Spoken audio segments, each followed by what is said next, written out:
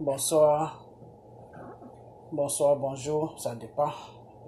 Voilà, donc chez moi ici, il est encore bonjour. Voilà, donc je vous dis tous bonjour, ok? Voilà. Bonjour l'Afrique, bonjour la Côte d'Ivoire, bonjour de partout que vous êtes dans le monde.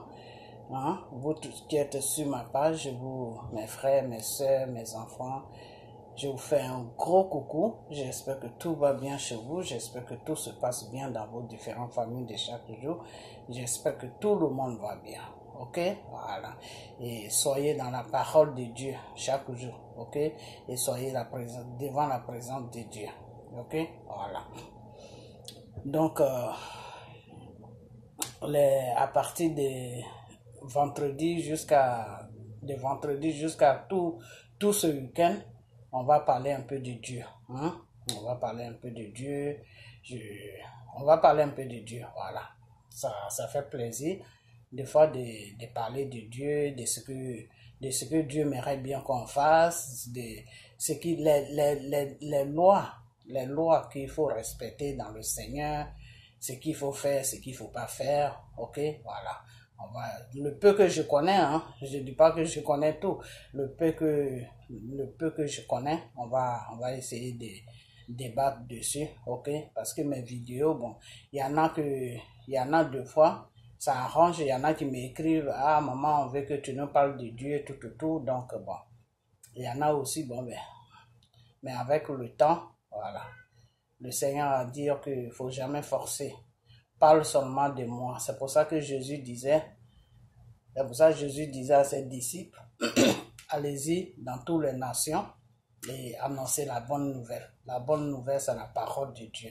Parler de Dieu, ce que je fais là, c'est ce que Jésus demandait à ses disciples pour aller faire ça dans toutes les nations, c'est-à-dire dans tous les pays, dans le monde entier. Voilà, parler de Dieu, parler de Dieu, enseigner,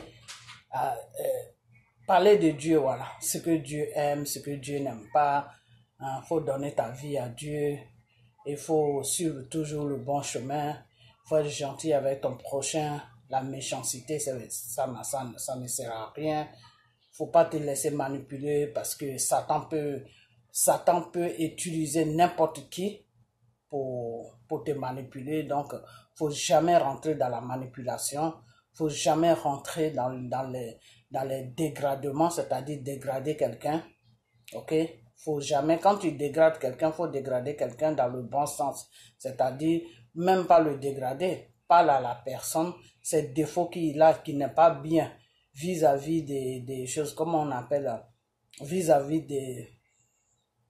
des choses, comment on appelle ça, de la société, parce qu'on vit tous en société. Donc, les défauts qu'il a qui ne sont pas bien vis-à-vis de la société, il faut dénoncer ça. Il faut dénoncer. Et puis, avec le temps, un jour, Dieu va le toucher et puis la personne va changer et la personne sera une bonne personne. Ok?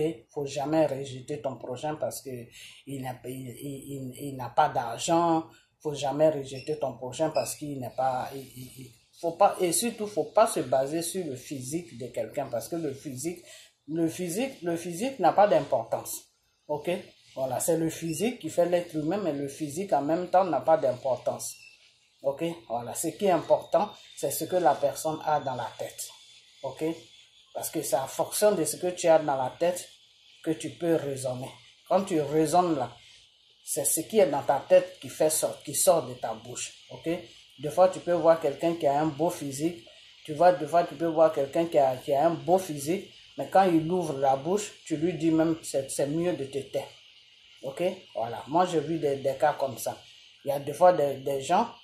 Surtout, je prends le cas d'une femme pour qu'on aille plus vite parce que je vais parler de quelque chose rapidement. Cette vidéo ne sera pas trop longue parce que je dois partir à mes occupations. Donc, des fois, moi, je vois des gens qui ont de belles femmes, mais vraiment de belles femmes. C'est-à-dire, toi-même, tu es femme, mais quand tu la vois, tu dis c'est OK. OK? Mais dès que la femme ouvre la bouche, tout est gâté. Ok, ça veut dire quoi? Ça veut dire tout simplement que tu peux être belle, tu peux avoir un bon physique et puis là-dedans, c'est bête. Et quand c'est comme ça, tu peux rien faire avec une personne comme ça. Ok? Parce qu'une personne comme ça, c'est une personne qui n'apporte rien dans la société, sauf apporter des problèmes et des cochonneries qui n'ont pas de sens. Ok? Voilà. Donc, il ne faut jamais se baser sur le physique de quelqu'un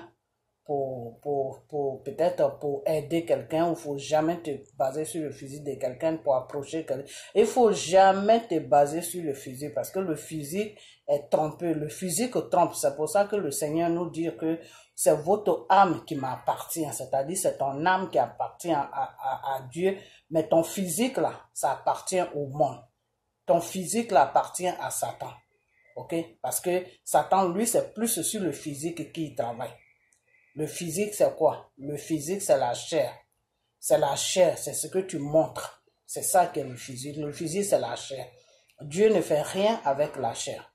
C'est pour ça que le Seigneur nous demande, il faut m'évoquer en esprit. Parce que moi, Dieu, je suis esprit. Ok? Voilà. Donc, tout ce qui est chair, tout ce qui est physique, là, Dieu ne fait rien avec ça.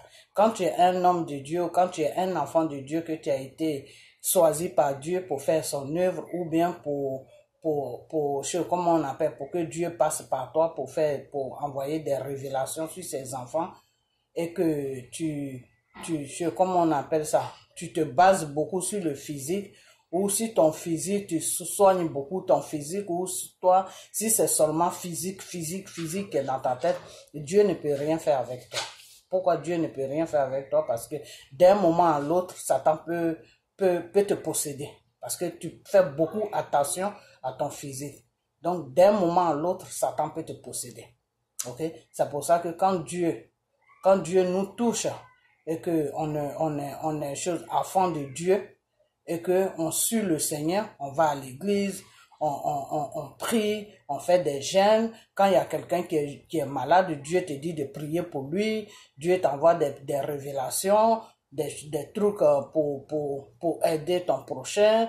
C'est ce genre de trucs-là. Pour que Dieu fasse vraiment ça avec toi, c'est ton apparence déjà. Dieu arrange ton apparence. Parce que si lui n'arrange pas ton apparence et que tu es focalisé sur ton apparence, Dieu ne peut rien faire avec toi. Ok? Dieu ne peut rien faire. Il peut rien faire avec toi. Parce que ton apparence, Satan manipule facilement ton apparence.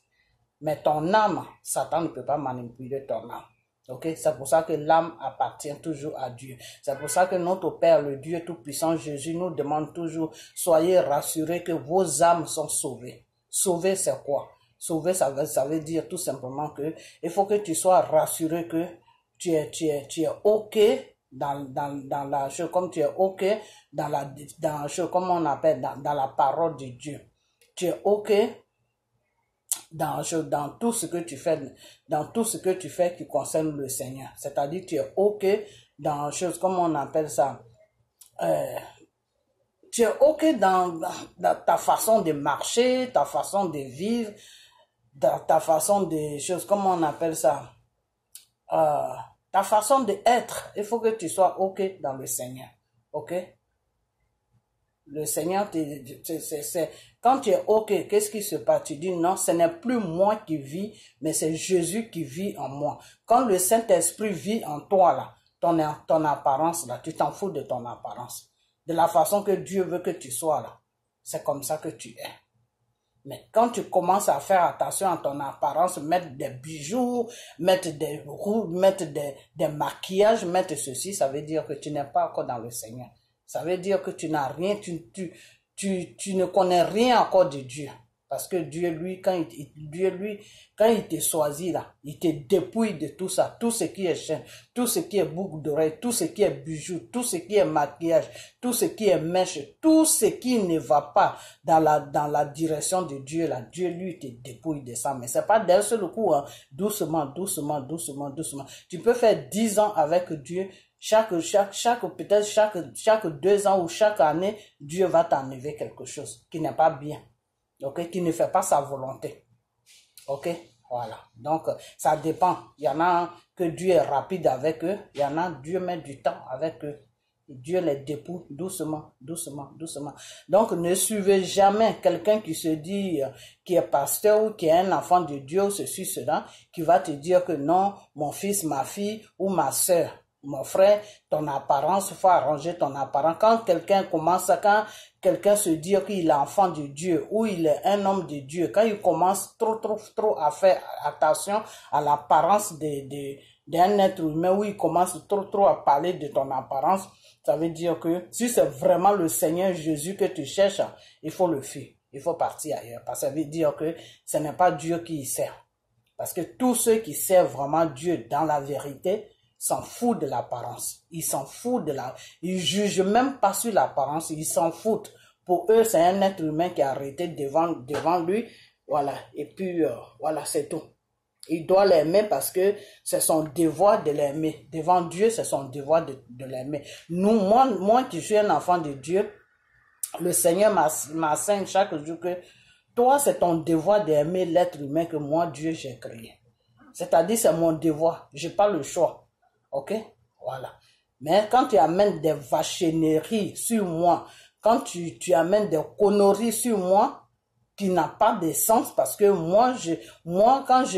par exemple, quand je suis quelqu'un, ou quand je fais quelque chose, je veux apprendre, je t'enseigne, toi aussi tu dois m'enseigner. C'est comme ça se passe. Je t'apprends quelque chose, toi aussi tu dois m'apprendre quelque chose. Si c'est seulement moi qui t'apprends, si je peux seulement moi aussi t'apprendre quelque chose, il n'y a pas de problème. Mais tes bêtises, moi, faut pas m'amener ça parce que tes bêtises, si ça ne peut pas me servir, si ça ne peut pas me faire avancer dans la vie, si ça ne peut pas m'aider, ah ben, je suis désolé, faut garder ça pour toi. Ok? Voilà. Moi, c'est comme ça que Dieu m'a éduqué comme ça. Ok? Je te donne, tu me donnes. Même si tu ne me donnes pas que moi j'ai, je vais toujours te donner. Mais si je vois que ce que tu me donnes là, c'est pour me nuire, c'est pour me détruire, ah ben, je m'écarte de ton chemin. Je m'approche pas de toi parce que tu n'es pas quelqu'un de bien. Mais malgré ça, je te déteste pas. Je vais même pas avoir de la haine pour toi. Je vais pas te détester, mais je vais plutôt demander à Dieu d'avoir pitié de ton âme. Ok, d'avoir pitié de ton âme parce que des fois, il y a des êtres humains sur la terre qui posent des actes, mais eux-mêmes, ils ne se rendent pas, ils sont pas conscients de ce qu'ils font. Ok? Donc, quand c'est comme ça, si vous êtes des enfants de Dieu, si vous êtes des vrais hommes de Dieu, qu'une personne se base sur l'apparence pour vous juger, si une personne ne connaît pas sa direction, que il vient sur votre direction et puis il ne vous rapporte rien que de vous rapporter des bêtises qui n'ont pas de sens, mais éloignez-vous de cette personne et puis il ne faut pas haïr cette personne, il ne faut pas aussi vouloir le mal de cette personne, ça n'a pas de sens. Dieu nous a pas appris ça. La seule chose que tu dois faire seulement, tu pries pas pour la personne, mais seulement dis de temps en temps, quand tu te rappelles de la personne, demande à Dieu de se souvenir de la personne. Demande à Dieu de pardonner la personne. Confie la personne à Dieu. Tu dis, Père, vraiment, souviens-toi de la personne parce que ça fait pitié de fois. Ça fait pitié que quelqu'un ne connaît pas sa direction. Ça fait pitié parce que il y a des gens de fois qui posent des actes. Eux-mêmes, ils savent pas pourquoi ils les posent. Ok? Voilà. Et il y a plein de gens comme ça qui sont sur la terre, qui cherchent des problèmes dans le vide. Donc, enfant de Dieu, vrai homme de Dieu, le Seigneur nous apprend toujours d'avoir le discernement. Le Seigneur nous apprend toujours d'avoir la patience. Le Seigneur nous apprend toujours de ne pas s'énerver. Le Seigneur nous apprend toujours, même si ton prochain n'est pas bien avec toi, toi, faut être bien avec lui. Et puis tu le confies à Dieu. Voilà, parce que c'est Dieu seul qui a sa solution. Toi, c'est pas toi qui l'as créé, donc toi, tu ne peux pas avoir sa solution. Ok, voilà. Donc, vrai enfant de Dieu, je parle des vrais enfants de Dieu et des vrais hommes de Dieu, ceux-là même qui servent vraiment le Seigneur Jésus-Christ dans la vérité. Il faut vraiment que on doit marcher comme le Seigneur nous demande de marcher pour qu'on puisse aider nos frères, nos sœurs, nos enfants qui ne connaissent pas Dieu, pour qu'on puisse les mettre sur le bon chemin, pour que les âmes puissent être sauvées pour qu'un jour, s'ils ne sont plus de ce monde, pour qu'ils puissent retrouver leur paix que le Dieu Tout-Puissant Jésus. Car Jésus a été sur la croix de Golgotha pour que on demeure en lui, pour qu'on puisse vivre en lui, pour que notre corps soit la temple de Jésus, c'est-à-dire notre corps soit le lieu là où le Saint-Esprit peut se reposer. Ok? Voilà. Donc, ton prochain, faut jamais, ça arrive de s'énerver, de dire des trucs, mais en même temps que la colère baisse, tu dois fléchir les genoux pour demander pardon devant Dieu et puis demander à Dieu de prendre le contrôle total des choses, comment on appelle, de prendre le contrôle total de tes pensées et puis confier la personne même qui t'a énervé là, confier cette personne à Dieu. Ok? Parce que le Seigneur a dit toute chose que tu ne peux pas gérer, ça veut dire que ça m'appartient. Donc, toute chose que tu ne peux pas gérer sur la terre, là, confie ça à Dieu. Parce que c'est lui seul qui a la solution. Ok? Même dans vos vies de chaque jour, si vous êtes devant une situation que vous n'arrivez pas à contrôler et à gérer, confiez ça à Dieu. Vous allez voir que le Dieu qui a été sur la croix de Golgotha pour votre cause là, Jésus-Christ là, si tu lui confies ton problème là, lui, il va régler ça. Il va trouver la solution de ton problème. Ok? Voilà. Donc, soyez toujours bien dans vos vies de chaque jour avec vos prochains. Ok? La méchanceté, le contraire, la méchanceté s'ouvre les portes pour que le mal vienne t'attaquer. Ok? Donc, qu'on soit toujours frères et sœurs sur la terre. Parce que quand le Seigneur nous a donné la terre, parce que le Seigneur a dit, allez-y sur la terre et multipliez-vous. Le Seigneur nous a confié la terre sur laquelle on vit.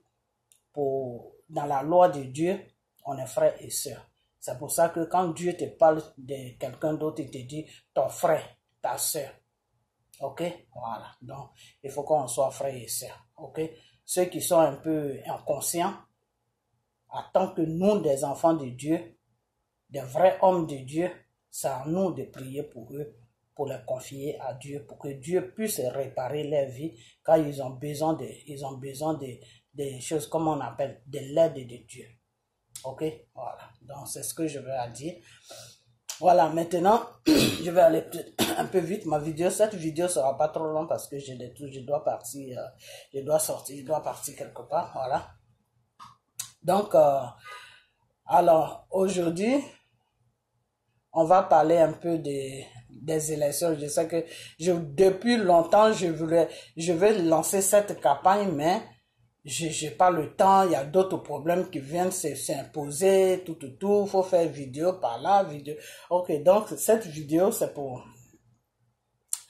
ça que la vidéo ne va pas être longue, à 20, 25, jusqu'à 30, je m'arrête. Ok, voilà. Donc, cette vidéo, il faut que cette vidéo, vous la partagez sur la Côte d'Ivoire.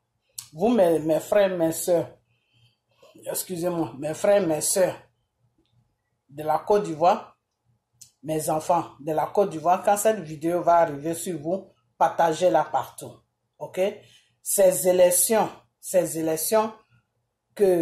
où Gbagbo s'en va avec son parti politique qui est comment on appelle, le CDS,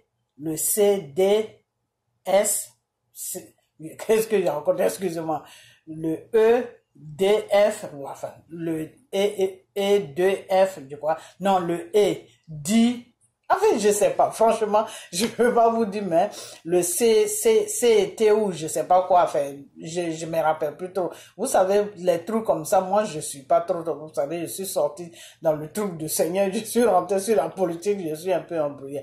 Ok, donc, d'un seul coup, parce que, il y a un problème, pourquoi est-ce que je vais mémoriser ça, mais il fallait que j'ai écrit ça, et là, bon, je ne vais plus m'élever. Ok, donc, ce que je veux vous dire, c'est que partagez cette vidéo. Excusez-moi, je me suis un peu égaré. Excusez-moi, ça peut arriver. Que vraiment, excusez-moi. Partagez cette vidéo sur la Côte d'Ivoire. Partagez-la sur la Côte d'Ivoire. Le problème, c'est que il faut que vous votez. Vous devez voter dans ces élections. Dans ces élections des choses, comment on appelle, des députés là. Vous devez vachement voter. Tous les candidats qui vont se présenter, que ce soit les candidats du côté de Gbagbo, que ce soit les candidats du côté des PDCI, vous devez voter les candidats de Gbagbo et des candidats de M. Bédié. Vous comprenez, vous savez, la politique, je parle sur la politique, mais les partis politiques, là, des fois, quand ils mettent d'autres noms, tout ça là-dessus, ça m'embrouille un peu. Vous comprenez? Parce que bon, pourquoi est-ce que j'avais retenu le nom, mais à cause de quand j'ai commencé à faire mon entrée sur le Seigneur, j'ai oublié. Le problème qui est là, c'est que, comment on appelle ça? Le parti politique de Gbagbo, qui est le FPI, hein, aujourd'hui, M. Afin N'Guessan a divisé ce parti. Donc, il y a les candidats de M. Afin N'Guessan qui font les campagnes à part, et puis il y a les candidats de M. Gbagbo qui font les campagnes à part. Les candidats de M. Afin N'Guessan, vous savez très bien le problème qui se passe avec M. Afin N'Guessan. M. Afin N'Guessan n'est pas clair dans ses histoires. On ne sait même pas dans quoi il est. Vous comprenez? Donc, si vous allez de son côté, que vous le votez, ces députés-là, il peut après les donner à Draman. Vous comprenez? Vous n'avez pas besoin de ça. Parce que le comment on appelle? Le député, c'est quoi? Le député, c'est quoi? Le député, c'est celui-là qui plaide pour toi au Sénat. Le député, c'est celui-là qui met les lois. Le député, c'est celui-là qui va dire que oui, les Ivoiriens ont besoin de telles lois. Les députés, c'est celui-là qui se bat pour la population. Vous comprenez? On sait très bien que ce n'est pas le moment d'aller à ces élections. Mais qu'est-ce que vous voulez? On n'a pas le choix. La France ne nous laisse pas le choix. Vous comprenez? La France ne nous laisse pas le choix. Si aujourd'hui Gbagbo veut partir à ces élections, peut-être que c'est la voix de Dieu. Toute chose là, quand un problème est spirituel, quand le problème de la Côte d'Ivoire est spirituel, il ne faut pas négliger les petits détails comme ça. Parce que c'est dans les petites choses que Dieu, lui, travaille. Vous comprenez? Excusez-moi, je me suis un peu égaré quand je voulais prononcer le nom là, mais je ne sais pas si c'est... Non, c'est pas c'est... Ok, c'est pas grave. Je vais même mettre là où vous devez sur le truc où vous devez voter. Enfin, le parti de Gbagbo là, le nom, c'est ça qui m'échappe un peu, mais je vais chercher ça, je vais écrire ça quelque part, je vais mettre ça sur la vidéo que c'est cette partie là que vous devez voter, ok? Donc ne vous en faites pas. Donc le problème c'est que, mais je m'égare un peu, excusez-moi, ça peut arriver, hein, ok? Voilà. Donc, je suis un peu pressé parce que je dois aller au boulot, c'est pour ça. Donc, le problème, c'est que, parce que maintenant, bon, des fois, mes heures changent un peu. Des fois, c'est le matin. Là, il est 11 heures et je dois partir pour rentrer peut-être vers minuit, 1 heure. Donc, c'est pour ça que je suis un peu nerveuse, quoi, voilà. Donc, le problème, c'est quoi? Le problème, c'est que, comment on appelle ça? Vous devez voter les candidats de Gbagbo. Les Lorounion, tous les candidats que Gbagbo a présentés là, vous devez les voter. Vous devez laisser les candidats de M. Afin N'Guessan. Parce que Afin N'Guessan est dans un deal avec M. Draman Ouattara. Vous comprenez? Voilà. Afin N'Guessan est dans un deal avec M. Draman Ouattara. Donc, n'allez même pas, quand le FPI se présente dans vos quartiers, dans vos villages, dans vos régions, et qu'ils disent que oui, c'est le FPI, c'est le candidat de FPI, ne le votez pas. Quand c'est le candidat de Gbagbo, il faut qu'il y ait un signe. Le signe là, Monsieur Buko de Mauritanie, il a montré ça l'autre fois. C'est là où j'ai marqué ça, mais j'ai laissé ça dans la chambre. Donc quand je vais finir, mais je vais mettre ça sur, le titre sera sur, je vais mettre ça comme titre. Ok, voilà. Donc, votez les candidats de M. Gbagbo.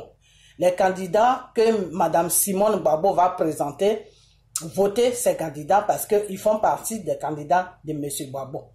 Vous comprenez? Voilà. Donc, voter chose comme on appelle les candidats de PDCU aussi.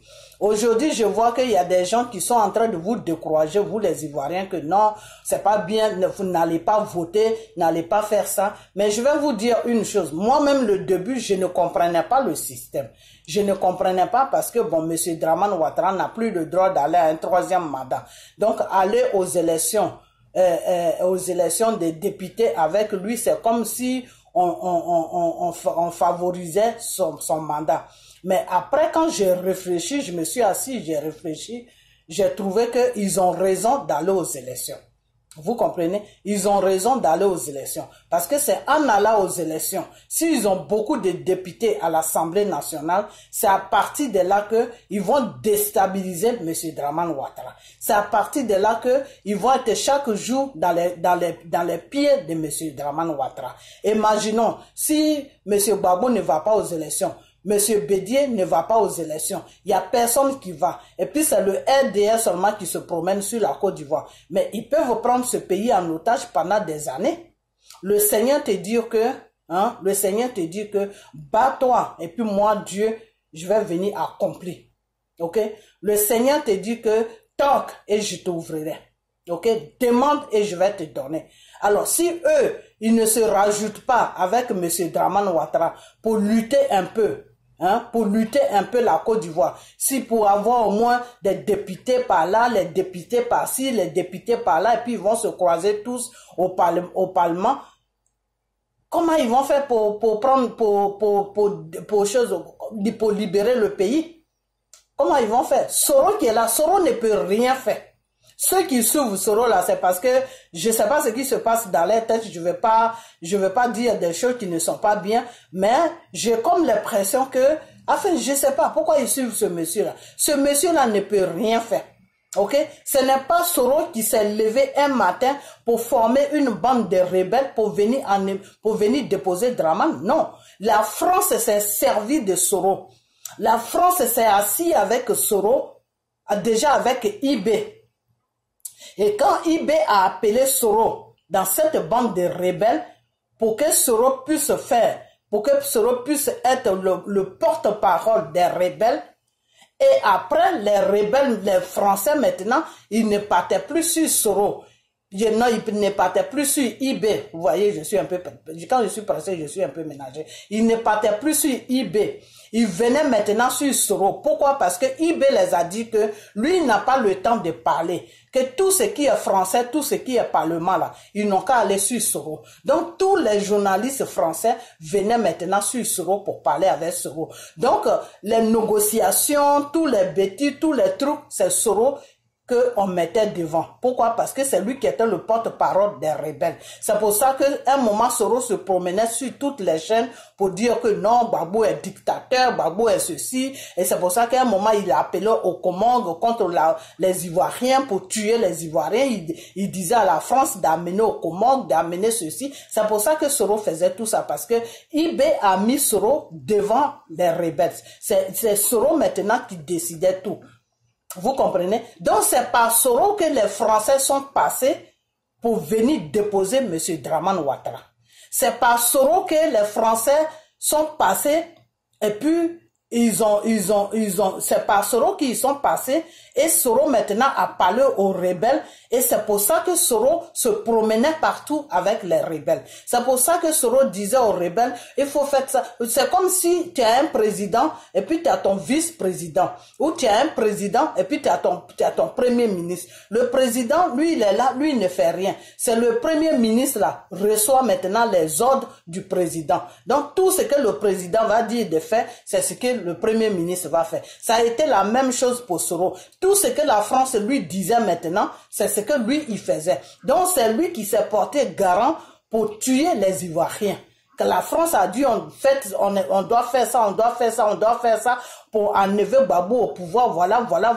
Donc, tous les directives là, tous les choses, comment on appelle, le plan là, c'est Soro qui avait ça. Donc c'est Soro maintenant qui formait les rebelles. C'est Soro maintenant qui rencontrait des bêtises pour que les enfants du Nord puissent se lever pour agresser leurs propres frères ivoiriens. Donc c'est Soro qui faisait tout maintenant. C'est pour ça que des fois on dit que oui, c'est Soro qui a mis Dramane au pouvoir. Sinon c'est pas Soro qui a mis Dramane là, c'est la France qui a mis Dramane là. C'est pour ça qu'à un moment quand les rebelles ils avaient des problèmes, ils étaient obligés, les Ouattao là, quand ils avaient des problèmes, ils étaient obligés maintenant d'appeler la France pour que la France vienne avec les hélicoptères pour bombarder la résidence des Gbagbo, tout. Parce que les rebelles ont vu que le parterre, quand ils se battent avec l'armée ivoirienne, qui est l'armée nationale, l'armée ivoirienne les dominait. L'armée ivoirienne les massacrait. L'armée ivoirienne les dominait complètement. Donc à la fin, qu'est-ce qu'ils ont fait? Ils ont appelé les Français. Pourquoi ils ont appelé les Français? Parce que c'est le gouvernement français qui est comme leur président. C'est le gouvernement français qui les a dit d'attaquer la Côte d'Ivoire. Ok? Donc Soro s'est fait utiliser par les Français. Ok? Donc dire que suivre Soro pour enlever Ouattara, ça n'a pas de sens. C'est un peu stupide, c'est bête. Ok? Pardonner à Soro de tous ces crimes qu'il a fait et puis le déposer dans la main de Dieu. Ça, c'est Dieu qui va régler ses crimes avec lui. Ça, moi, je vous dis de le faire. Mais dire que suivre Soro pour aller enlever Dramane, deux fois, on dit ça comme ça. Moi, si je dis ça sur le plan que, comme c'est toi, c'est par toi que les Français sont passés, le gouvernement français, je ne vais pas ménager tous les Français parce que la population française n'a rien à voir dans ce problème de Côte d'Ivoire. Le gouvernement français, comme c'est par toi qu'ils sont passés pour venir à déiller notre pays, pour tuer nos parents, pour tuer les Ivoiriens, pour violer des femmes, pour faire des crimes horribles qu'on n'a jamais vus sur cette terre-là. C'est par toi qu'ils sont passés pour faire tout ça, puis déposer M. Dramane Ouattara. Eh bien, les mêmes Français là, va les voir, et puis vous allez venir enlever le monsieur. Moi, c'est dans ce sens-là que je parle. Ok? Donc, ne comptez pas sur Soro. Soro ne peut rien faire. Soro lui-même, où il est là, il est en train de se chercher. Tous ces cyber là qui sont sur la toile en train de rencontrer leur vie là, faut même pas les écouter. Ok? Il faut seulement, ils mettent seulement pression sur les gens. Ils font comprendre aux gens que Soro peut faire quelque chose. Mais eux-mêmes, ils ne savent même pas si Soro peut faire quelque chose, si Soro ne peut rien faire. Ok? Donc, eux-mêmes, ils sont dans la même situation que vous. Ils parlent seulement parce qu'ils doivent parler. C'est tout. Ok? Donc, ne suivez pas ces gens-là. N'écoutez pas ces gens-là. Allez-y voter. Votez Gbagbo. Tous les candidats que Simone Gbagbo va présenter, votez ces candidats-là parce qu'ils font partie comment on appelle, du côté de Gbagbo. Ok? C'est la même chose. Ok? Voilà, parce que Simone est avec Gbagbo. Ok, donc pour voter tout ce que Simone, les villes où Simone va déposer ces gens-là, votez ces gens-là, parce que ces gens-là sont des représentants, souvent étaient des représentants des Ivoiriens et c'est du côté de Gbagbo là qui va les gérer. Comme Afé N'Guessa a divisé le parti politique de Gbagbo. Donc, ces deux partis politiques, le monsieur, il a divisé ça, il veut pas mettre le parti ensemble. Pourquoi il veut pas mettre le parti ensemble? Parce que tout ça, c'est la France, c'est le gouvernement français qui fait ça.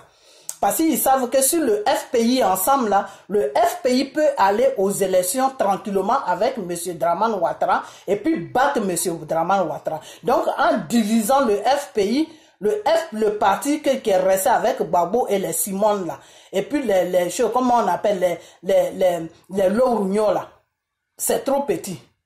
Les gens, ils ont dit, la France a fait un système que ils ont divisé. Donc, monsieur Afé N'Guessa, lui, il est payé chaque fin du mois pour diviser, pour mettre même des problèmes dans le parti politique de Gbagbo.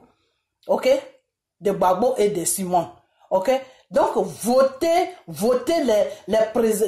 les candidats de Gbagbo et Simone. Votez les candidats de PDCI et de PDCI. PDCI, c'est M. Bédier. Votez tous ceux qui vont venir de la part de PDCI. Votez tous ceux qui vont venir de la part de M. Gbagbo et de Mme Simone Gbagbo parce qu'ils sont ensemble.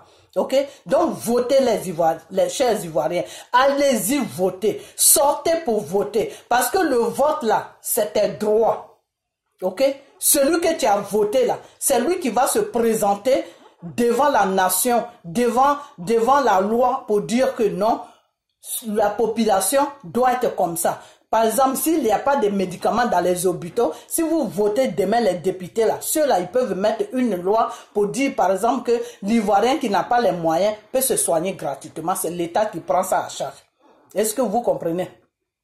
Ils peuvent mettre des lois que vos enfants peuvent partir à l'école gratuitement. C'est l'État qui change ça. Si Kandia Camara est au devant des choses, comment on appelle, de l'éducation nationale, qu'elle ne fait rien, ils peuvent voter une loi pour ça, pour dire que non, l'enseignement ne va pas bien. Donc, il faut changer le ministre de l'enseignement. Donc, il y a beaucoup de choses. Et à partir de là, maintenant, ils peuvent rentrer dans le système de M. Dramane Ouattara. OK? Donc, vous, les Ivoiriens, allez-y voter. Mais laissez M. Affi N'Guessan tranquille. Parce qu'en votant, Affi N'Guessan et ses partis, ses partisans là, c'est comme si vous étiez en train de voter M. Dramane Ouattara. Parce que Affi N'Guessan peut donner tous ces partisans là qui vont gagner là, il peut les donner à Dramane. Ok? Il peut les vendre à Dramane. Ces gens-là peuvent dire que non, ils travaillent pour les Ivoiriens, mais pourtant ils sont en train de travailler pour Dramane. Ok? Parce que c'est des gens qui sont payés. Ok? Donc, pour eux, c'est l'argent qui est important.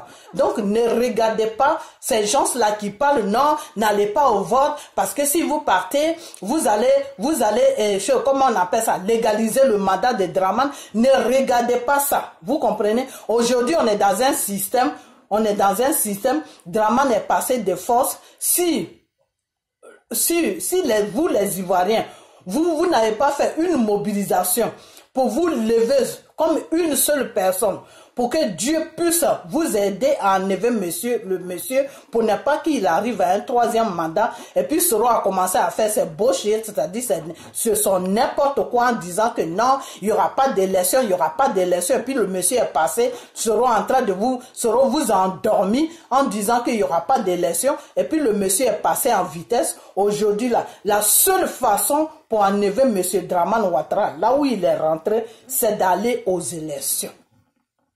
C'est d'écouter M. Gbagbo et M.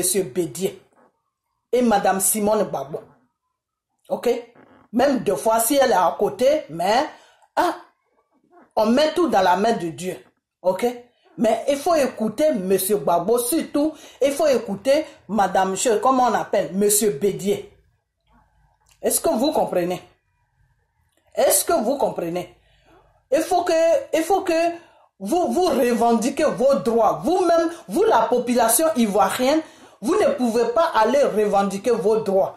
Parce que Dramane ne vous laisse pas le temps pour vous exprimer. Donc, qui est-ce qui peut vous représenter pour revendiquer vos droits? C'est les députés. C'est les gens là que Gbagbo vous dit de voter. Ceux qui vont se présenter dans les villages, ceux qui vont se présenter dans les villes, ceux qui vont se présenter dans les quartiers, c'est ceux-là qui vont représenter vos droits. C'est ceux-là qui vont négocier, qui vont se battre avec Dramane et le gouvernement français. Ok? Donc, allez-y voter. N'écoutez pas les gens qui sont là-bas qui disent non, faut pas faire ça. Ceux, les gars qui se sont ménagés avec les soroïstes là, il faut pas les écouter. Il faut même pas les écouter. Levez-vous et allez-y voter. Il s'agit de votre vie. Eux, ils sont en France là-bas, ils mangent au moins 20 fois dans la journée. Vous n'avez pas le même problème que eux. Est-ce que vous comprenez? Vous n'avez pas le même problème que eux. Quand on dit qu'un problème est spirituel là, qu'il y a une porte qui veut s'ouvrir là, faut pas fermer cette porte. Parce que tu ne sais pas si c'est par cette porte là que Dieu va passer pour faire le travail. Vous ne savez même pas. Gbagbo et M. Bédié vous disent on va aux élections pour avoir des députés, pour pouvoir voir comment on va faire pour enlever ce monsieur là où il est, parce qu'il n'a plus le droit de rester là. Des gens qui sont en France, qui font des vidéos, qui vous disent non, il faut pas aller parce qu'ils ont tué tout ça, donc il faut pas aller, c'est ceci, c'est cela, c'est ceci, c'est cela. Mais est-ce que vous savez que peut-être que c'est Dieu qui leur dit de faire ça? Peut-être c'est par là que Dieu va passer pour créer une situation et puis votre pays va être libéré. Vous ne savez pas. Vous ne savez pas comment Dieu travaille. Même nous-mêmes qui sommes dans le Seigneur, là, nous qui prions Dieu matin, midi, soir, là, tant que Dieu ne te dit pas une situation, là, tu ne peux pas savoir. Tu ne peux pas savoir ce qui va venir le mois prochain. Tu ne peux pas savoir qu'est-ce que tu vas trouver dans le mois prochain, là, quelle situation. Tu ne sais pas. Si Dieu ne te révèle pas, tu ne sais pas. Ok? Dieu, des fois, travaille d'une manière ou d'une autre. Ok?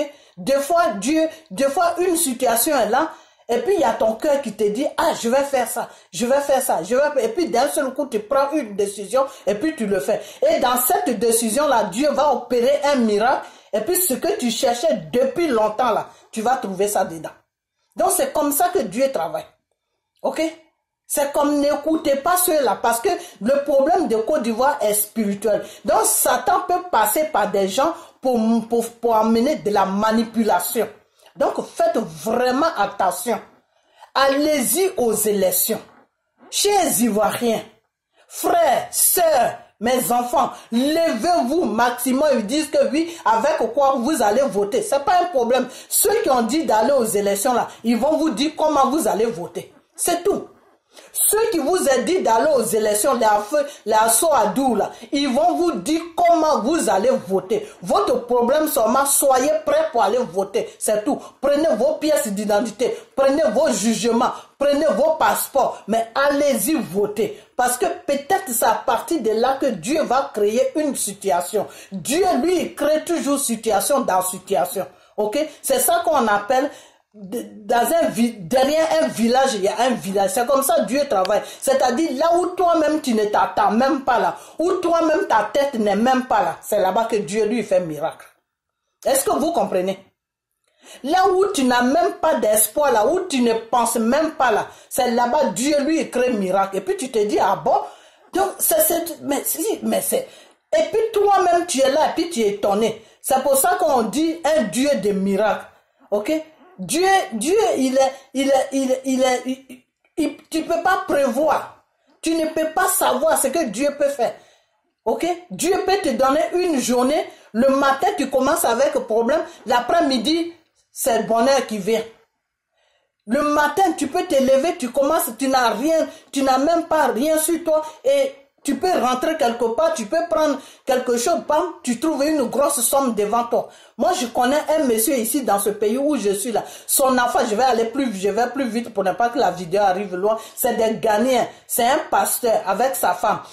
Ils n'avaient pas d'enfant. Ils ont prié jusqu'à Dieu les a donné un seul enfant. Et ce seul enfant-là, c'était un garçon. Après ce seul enfant-là, quand la femme a fini d'accoucher, les docteurs ont dit qu'elle ne peut plus avoir d'enfant, que même l'enfant qu'elle a eu là, c'est un miracle. Et par hasard, l'enfant est tombé malade grave. Ils ont amené l'enfant à l'hôpital. Dans le pays où je suis là, quand les docteurs disent qu'ils ne peuvent plus rien faire là, il faut mettre ta tête sur Dieu. Va dans la direction de Dieu. Parce que les docteurs d'ici là, quand ils disent ils ne peuvent plus rien faire là, il n'y a plus de solution. La seule solution, c'est Dieu. C'est pour ça, eux-mêmes, quand ils te disent ils ne peuvent rien faire là, ils te demandent est-ce que tu crois? Parce que ici, là, les gens croient beaucoup. Le gouvernement même finance les pasteurs ici pour créer des églises. Tu dis seulement que tu es pasteur, que tu travailles, que tu connais le domaine de Dieu, tu peux faire des enseignements, tu peux faire... Tout de suite, on te donne une somme pour ouvrir ton église. Ok? Est-ce que vous comprenez? Donc ici, c'est un pays où Dieu, la parole de Dieu est beaucoup respectée. Ici, on ne joue pas avec les gens qui parlent de Dieu. Ok? Les gens qui parlent de Dieu ici, là, quand tu les touches net, c'est comme si tu avais touché les présidents. Ok? Ici, là, quand le pays va mal, là, le président même annonce, il dit, vous tous qui priez, là, rentrez dans vos maisons et puis priez. Quand il y a eu le corona, là, Trump a dit, vous tous là, priez. Priez. Vous comprenez? Donc ici, là, c'est un pays de prière. Vous comprenez? Donc quand le pasteur, il est ici, donc quand ils ont eu ce problème, ils sont partis à l'hôpital à l'enfant, ça n'allait pas du tout. Les docteurs, ils ont tout fait, ça n'allait pas. Et il fallait opérer l'enfant pour que l'enfant puisse vivre. Et les parents, ils n'avaient pas d'assurance. Enfin, peut-être parce qu'ici, il y a des assurances, les assurances sont différentes. Il y a des maladies que l'assurance couvre, il y a des maladies que l'assurance ne peut pas couvrir. Est-ce que vous comprenez? Donc, c'est la maladie que l'enfant avait, leur assurance ne pouvait pas couvrir ça. Et l'État aussi ne pouvait pas couvrir ça. Pourquoi? Parce que la somme qu'on leur demandait était un peu trop. Est-ce que vous comprenez? Donc, ils ont tapé partout, cherché partout, ils ont fait des cotisations à l'église, mais l'argent n'arrivait toujours pas. Et le monsieur, un soir, il est sorti pour aller prier pour quelqu'un. Quand le monsieur, il a raconté son histoire était partout dans les églises ici. Un jour, il était à la maison avec sa femme. Ils ont prié jusqu'à ils étaient fatigués. Et puis, d'un seul coup, il reçoit un coup de fil. Et il prend le coup de fil, il dit allô, il y a un monsieur qui l'appelle pour lui dire oui, viens prier pour moi, j'ai besoin de prier, tout. Il était avec le problème, parce que son enfant était branché à l'hôpital sur les machines. Donc la femme, elle dort là-bas. Quand elle vient, elle se lave, elle répare. Donc le monsieur, même moralement, il était abattu. Ils ont prié jusqu'à fatiguer. Ils ont demandé à Dieu de guérir leur enfant. Ils ont demandé à Dieu que la somme qu'on demande à l'hôpital, là, ils n'ont pas ça. Ils n'ont pas les moyens. Ils savent pas quoi faire. Tous les gens de l'église ont cotisé, l'argent là n'arrive pas. Le monsieur était désespéré. Qu'est-ce qui s'est passé? Il y a quelqu'un qui l'a appelé. Ah, pasteur, j'ai besoin de prier, tout ça. Il dit qu'il a failli dire au monsieur, c'est pas le moment. Moi, mon enfant est malade, j'ai des problèmes. Après, il s'est retenu. Il y a quelque chose qu'il a dit au fond de lui. Non, faut le laisser. Lui a demandé, tu veux prier? Il dit oui. Il dit, bah d'accord, je viens chez toi. Donc, ils avaient même plus l'air de voiture parce que ils ont vendu tout, mais l'argent n'arrivait toujours pas. Donc, il a pris le train, il est parti voir le monsieur. Il a prié. Maintenant, au retour, le monsieur le met dans un taxi. Le monsieur l'a mis, le monsieur met il a fini de prier pour le monsieur. Et le monsieur lui dit, je vais te payer le taxi. Comme il se faisait tard et puis il n'avait pas le moral, il n'était pas bien dans sa tête. Donc il a accepté, le monsieur a payé le taxi et puis il est monté dedans pour venir chez lui à la maison. Derrière le taxi, il trouve une mallette qui est à côté de lui. Il regarde la mallette, il dit, mais je ne suis pas monté avec mallette. Donc il demande au chauffeur. Il dit au chauffeur, il dit, attends, il y a une mallette qui est derrière ta voiture ici, là où je suis assis là. Le chauffeur dit une mallette, il dit oui. Après, le chauffeur a dit, c'est pour toi, faut prendre.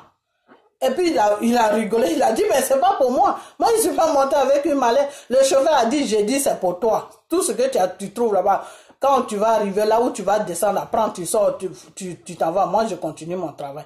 Donc, quand ils sont arrivés, il a pris la mallette, il est venu, il est passé devant, parce que ici, les taxis, tu t'assois derrière, tu t'assois jamais devant. Donc, il est passé devant, il a donné la mallette au monsieur. Il dit, mais faut prendre la mallette, on sait jamais.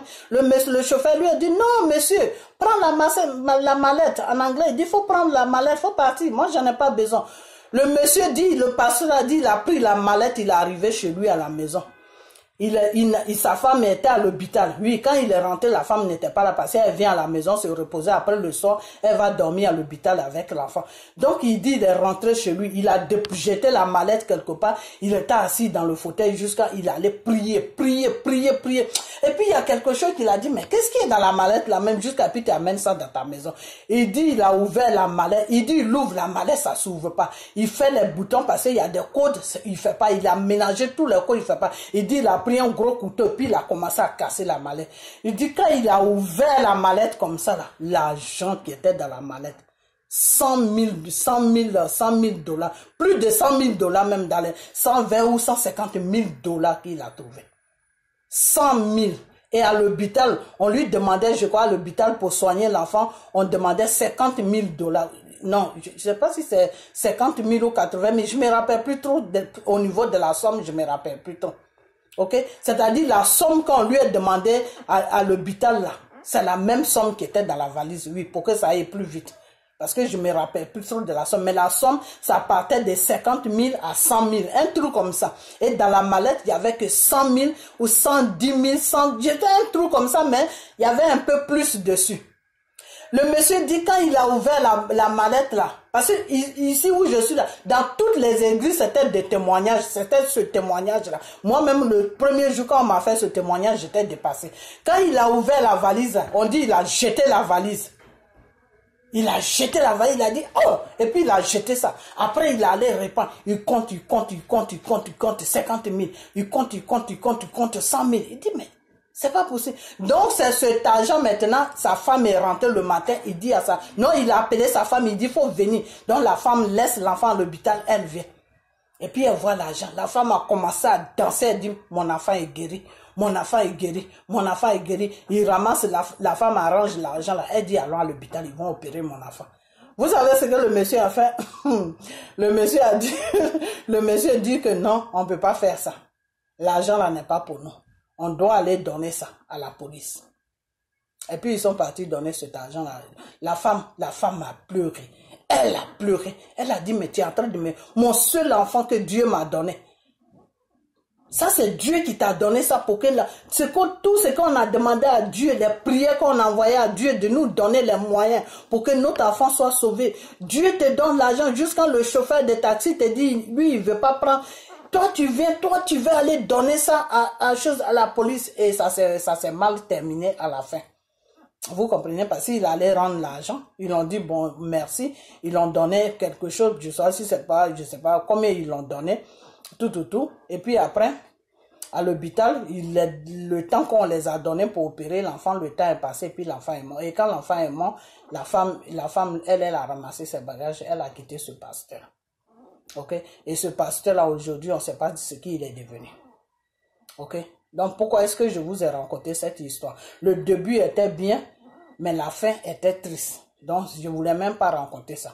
Ok? Mais je rencontre ça pourquoi? Pour vous faire comprendre, chers Ivoiriens, vous qui êtes en Côte d'Ivoire, c'est pour vous faire comprendre que deux fois, quand tu pries, tu jeûnes, tu demandes à Dieu, il met ça devant toi.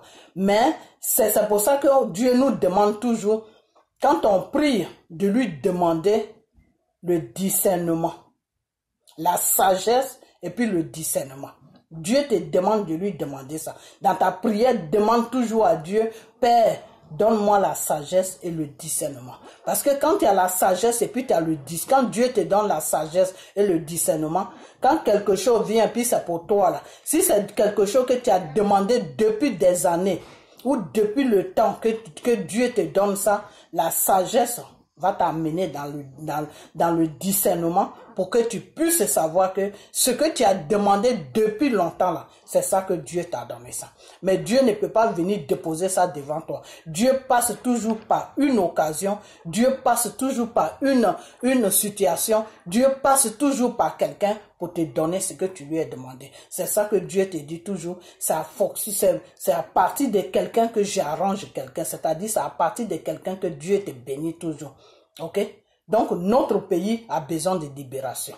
Donc, si M. Gbagbo dit que allez-y aux élections, si M. Bédier dit que, chers Ivoiriens, on doit aller aux élections pour qu'on ait beaucoup de personnes qui vont nous représenter au Parlement, pour qu'on essaie de voir comment on va faire, ne les laissez. Il ne faut pas les laisser dans la honte.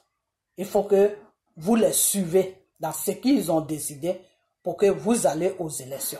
Se lever, aller voter là, ça ne coûte rien. Si Gbagbo arrive à trouver au moins 200 ou 150 sénateurs, Bédier aussi pareil. S'ils sont beaucoup au Sénat là-bas, je pense qu'ils vont se battre avec.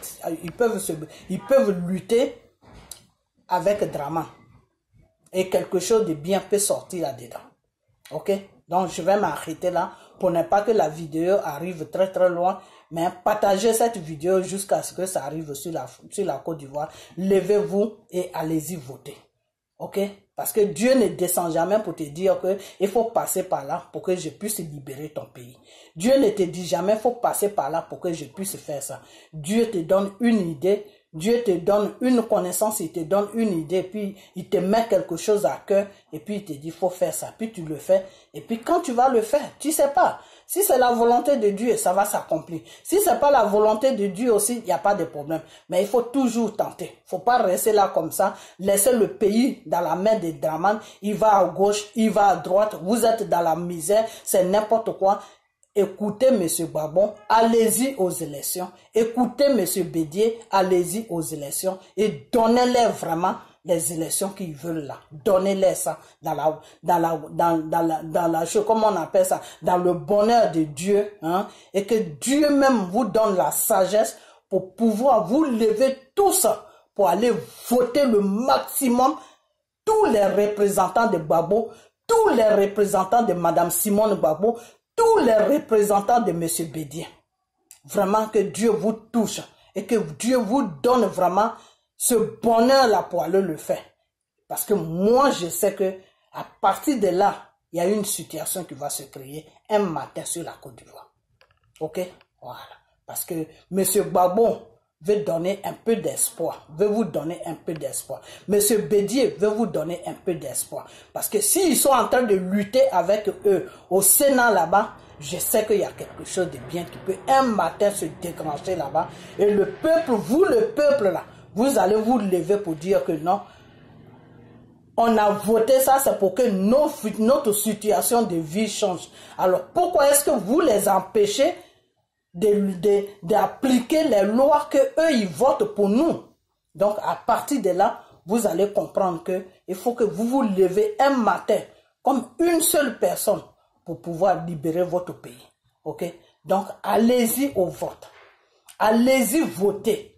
Allez-y voter. N'écoutez pas les gens. Ok? Comment il s'appelle? Soro même qui est en train de... C'est que ces partis, ces cyber là sont en train de parler à gauche, à droite là. Le bras droit de Soro même, Alain Le Bognon, qui est en prison là, il est candidat. Il a été accepté. Sa femme est en train de faire campagne. Alors, tout ça là, ça cache quoi? Si Soro dit à ces cyber là que il faut pas, que c'est pas bien là, que ce n'est pas bien ce qu'ils sont en train de faire. Pourquoi est-ce que Soro n'a jamais fait? Pourquoi est-ce que Soro n'a jamais fait une vidéo sur les réseaux sociaux pour dire que Alain Le Bognon, là où tu es en train de partir là, moi, je ne suis pas d'accord, il faut arrêter. Pourquoi il n'a jamais fait une vidéo comme ça? Et puis il laisse M. Alain Le Bognon aller aux élections. Ça veut dire qu'il y a quelque chose qui est caché derrière. Ça veut dire qu'ils veulent vous tromper pour ne pas que vous allez voter. Ok? Donc faites très attention parce que Soro qui est là, c'est un rebelle et c'est quelqu'un, il est il manipule beaucoup les gens. C'est la manipulation qui a fait aujourd'hui que notre pays est comme ça. Ok? Et c'est quelqu'un qui a assoiffé du pouvoir. Donc peut-être que c'est un plan de la France ou peut-être que, je ne sais pas, mais n'écoutez personne. Allez-y voter. Allez-y voter tous les candidats que Gbagbo va présenter. Allez-y voter tous les candidats que M. Bédié va présenter. Allez-y voter tous les candidats que Mme Simone Gbagbo va présenter. Vous comprenez? Voilà. Et puis un jour, si vous faites ce que vous devez faire là, vous-même vous allez dire, ah, donc ça, c'est par là qu'on devait passer pour que Dieu puisse faire quelque chose dans notre pays. Parce que à partir de là, il y a beaucoup de choses qui vont changer. Ok?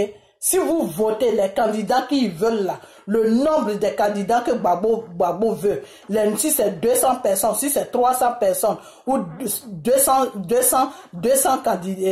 députés, Gbagbo a 200 députés, PDCI, Bédié a 200 députés là, 400 députés, ou même 300 députés au Parlement, mais c'est bon.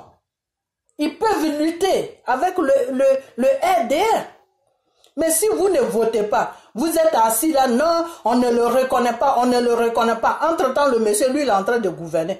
Vous le reconnaissez, oh, vous ne le reconnaissez pas, oh. Lui, il s'en fout de vous. Monsieur Dramane Ouattara s'en fout de la Côte d'Ivoire. Ses patrons là, c'est l'Élysée. Quand ça chauffe à Abidjan, vous voyez qu'il va à l'Élysée, non, ça veut dire qu'il ne vous considère même pas. Donc, suivez vos leaders parce que eux ils sont dans la politique, ils savent ce qu'ils font. N'écoutez pas ceux qui sont sur les réseaux sociaux là, c'est pas des politiciens.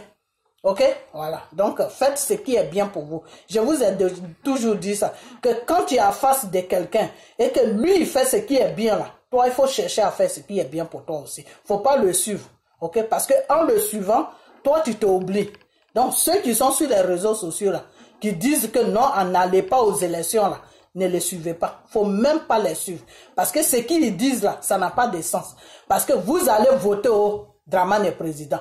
Vous n'allez pas voter au Dramane est président. Alors, c'est mieux que vous allez voter. Au moins, vous allez avoir des députés qui vont lutter un peu pour vous. Ok? Donc, je m'arrête là. Allez-y voter. Allez-y voter. Allez-y voter. Ok? Et puis que le Seigneur vous accompagne. ok? Et soyez toujours dans la voie de Dieu, ok? On a bientôt, ok? Donc, partagez la vidéo, partagez-la, surtout sur la Côte d'Ivoire, partagez-la beaucoup sur la Côte d'Ivoire, parce que c'est pour les Ivoiriens que je fais ça. Les Ivoiriens doivent se lever pour aller voter les candidats de Gbagbo, pour aller voter les candidats de Madame Simone Gbagbo, pour aller voter les candidats de Bédié, parce que Simone Gbagbo, elle a dit qu'elle ne se présente pas, mais elle a présenté des candidats, elle a présenté des gens, ok? Elle a présenté des gens. Donc, mais elle-même, elle ne veut pas se présenter. C'est pas un problème, faut pas l'en vouloir. Elle, peut-être qu'elle est fatiguée, hein. Elle est fatiguée, elle est un peu âgée aussi, elle est fatiguée, tout. Peut-être qu'elle n'a pas le moral, mais néanmoins, elle présente des candidats. Donc, votez tous ces personnes-là. Ok? Voilà. Donc, je vais vous laisser, et puis on a bientôt. Ok? Bye bye.